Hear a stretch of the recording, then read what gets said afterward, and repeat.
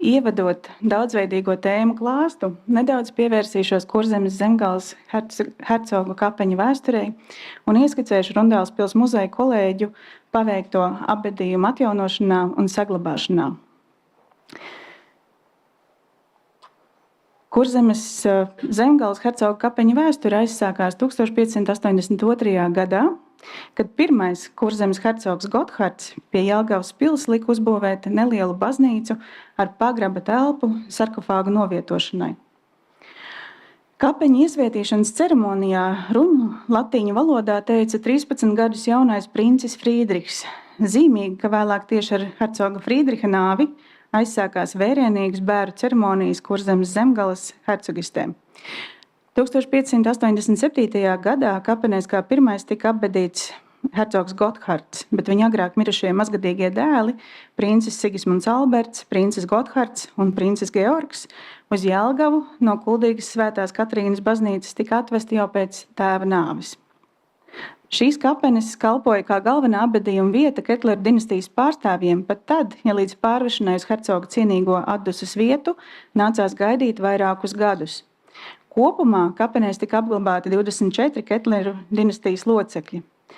Jelgavas pili pamatīgi nopostīja arī Ziemeļu kara laikā 18. gadsimta sākumā un ir saglabājušās ziņas, ka zviedru karavīri 1705. gadā postījuši arī kapenes, izmetuši no sarkofāgiem hercogu mūmijas un nolaupījuši vērtīgākās rotas lietas.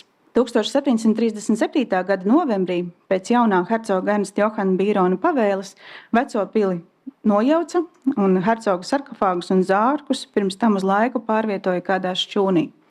Diemžēl Bīrona dinastijas hercogiem neizdevās realizēt ieceri par atsevišķu kapeņu būvi, tāpēc dzimtas apbedījumiem nācās pielāgot jaunas telpas pils cokolstāvā.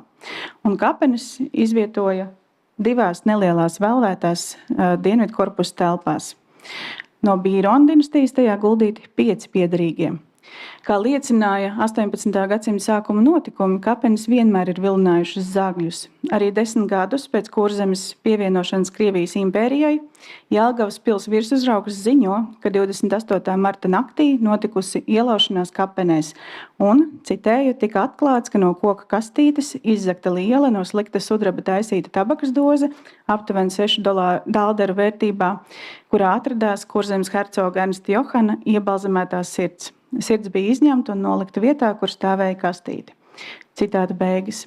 Lai arī pili izmantoja, par hercoga kapenēm īpaši nerūpējās, un tas pamudināja dzejnieku Ulrihu van Šlipenbachu 1819. gada 16. novembrī publicēt dzejoli Hercoga kapenes Jelgavā, kas aicināja dot hercogiem jumtu virs galvas. Jāpiezīmē, ka tas ir tas pats karstgalvīgais dzejnieks, kurš savulaik Akadēmija Petrina ēkā sadūra hercoga Pētera portretu un tika izraidīts no Jelgavas. Ekrānā jūs varat redzēt dzejoli vācu valodā, neuzdrošinājos to mēģināt atzījot latviski, tā kā vācu valodas pratēji varbūt var arī izlasīt un saprast. Aicinājumu atbalstīja daudzi, un jo īpaši Kurzemes muižniecība, kas agrākos gados bija pat atklāti konfliktējusi ar hercogiem. Un 1820. gadā par brīvprātīgi saziedotiem līdzekļiem izremontēja telpas pils dienvidu austrumu stūra cokolstāvā un ieguva plašāku velvētu telpu kapenēm. Savukārt, pēc otrais piedzīvotiem nopietniem apbedījumu postījumiem Pirmā pasaules kara laikā kapenes 1933. un 34. gadā atkal sakopa un atjaunoja, paplašinot telpas un atverot tās apmeklētājiem. Šajā laikā tika īstenot arī pirmie vērienīgākie sarkofāgu remonta darbi, un senākajiem sarkofāgiem zudušās kastu vai vāku daļas izgatavoja no cinkota metāla plāksnēm, lai aizgāju pīšļiem atkal būtu cieņpilna atdusas vieta.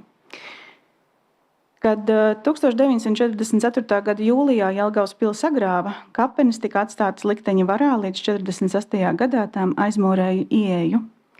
Un pēc tam jau 1973. un 76. gadā kapenes inventarizēja Rundāles pils muzeja speciālisti, konstatējot ievērojumus postījumus un zudumus daudz plašākus nekā bija gaidīts.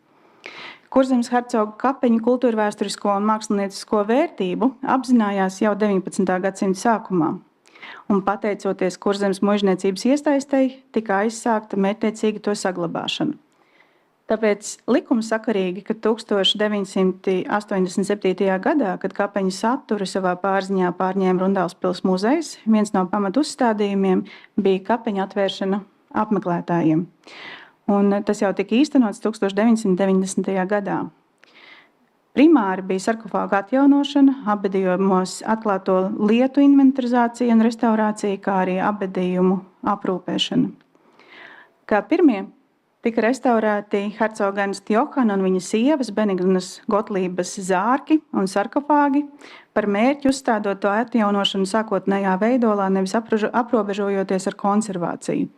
Marodierismu un apzinātu postījumu veikšana, kas attiecinām uz iepriekšējiem laikiem un no kā bija cietuši gandrīz visi sarkofāgi, tā skaitā, piemēram, arī daļa no sarkofāgiem bija sašauti ar kaujas ieročiem, nekādā veidā nav attiecināma uz aizgājēju piemiņu, un tāpēc Rundālspils muzeja restaurācijas padomēs tika pieņemts lēmums rekonstruēt trūkstošās detaļas sarkofāgiem tādā apjomā, lai pēc iespējas pilnīgāk parādītu senās amatniecības kvalitāti un atjaunot tikai tās detaļas, par kurām bija skaidri saglabājusies informācija, kādas tās ir izskatījušās.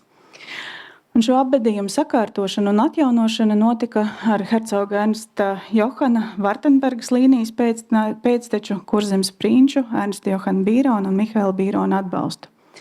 Simboliski, ka par Ketleru sarkofāgu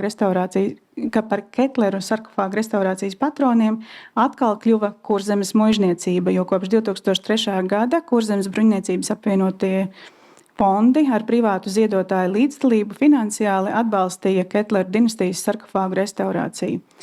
2022. gada uzrunā Kurzemes bruņniecības priekšsēdētājs barons Nikolas van Bērs uzsvēra, ka šo atbalstu uztver kā zīmi bruņniecības saiknei ar mūsdienu Latviju un mūsu kopīgo vēsturi. Ar viņu atbalstu ir atjaunot 18 apbedījumi, un zīmīgi, ka Ketleru līnijas sarkofāgu restaurācija noslēgsies šogad ar vissenāko artefaktu Kurzemes hercoga Gotharda agrā bērnībā 3 mirušo dēlu sarkofāgu konservāciju. Tas, ka muzejs savā pārziņā pārņēma kapeņu saturu, protams, ir mūsu bijušā direktora Imanta Lansmaņa nopelns. Un vēlāk par Kurzemes hercoga kapeņu materiālu sistemātisku izpēti un atjaunošanu rūpējās viņa māsa Lauma Lansmane. Gan sarkofāgu un zārku, gan tekstīliju un citu priekšmetu restaurāciju noritēja restaurātors Ainis Balodas zinātniskajā vadībā, un šo gadu gaitā muzeja speciālisti ir izkopuši prasmes dažādu ar apbedījumiem saistītu materiālu restaurācijā. Postītie un demolētie apbedījumi sniedz nenovērtējums materiālas liecības par 16. līdz 18. gadsimta valdnieku apģērbiem, rotām, zārku dekoriem, mežģīņu daudzveidību un tekstīliju kvalitāti. Un ļoti lielu ieguldījumu šajā jomā ir devusi jau mūsu bijusī kolēģe, tekstila restaurātore vecmeistara Daira Līdeka, kura no auduma driskām rekonstruēja valdnieku tērpus un mežģīnus, un pateicoties profesionālajai vērībai, atrada arī 3 hercogienes Sofijas, hercoga Jākaba mātes, gredzenus. Tekstila restaurācijā Dairas Līdekas darbu turpināja Aina Ābolniece Āboliņa, savukārt sarkofāga atjaunošanai ne jau daudzus gadus ir pievērsies Arvis Druviņš, no niansētākas lietas salvas apstrādē uzticot Jānim Līdekam. Un no nepieciešamos tapsēšanas darbus veids Baiba Leitlante. Tie gan ir daži no kolēģiem, kas ir iesaistījušies kapeņu atjaunošanā. To loks noteikti ir plašāks, bet šos man īpaši gribējās šodien uzsvērt. Drīzumā noslēgsies gadu desmitiem ilgusī sarkofāgu restaurācija, un tam par godu 2026. gada vasaras vidū ir plānots svinīgs pasākums Jelgavā hercoga kapenēs, atjaunojot apbedījumus un iesvētot pēdējos atjaunotos apbedījumus. Līdz ar to var teikt, ka dzejnieka Ulriha von Šlipenbacha vēlmi ir sadzirdēta un uzklausīta, hercoga kapenes ir cienīgi sakārtotas, bet vēl nepietiekami pētīts, ir bēru norišu un tradīciju lauks. Muzejs ir uzsācis arī darbu pie kapeņu ekspozīcijas atjaunošanas, un tieši darbs ar ekspozīciju mūs pamudināja vairāk pievērsties apbedīšanas tradīcijām un ierosināja šo tēmu konferencei. Mūs gaida 9 priekšlasījumi, kuros būs izcelta bēru tradīciju daudzveidība, sociālā un kultūra vēsturiskā vēsturiskā griezuma aspektos. Tāpēc savu ievadu runu šajā vietā es beigšu, lai dotu vārdu nākamajam runātājam.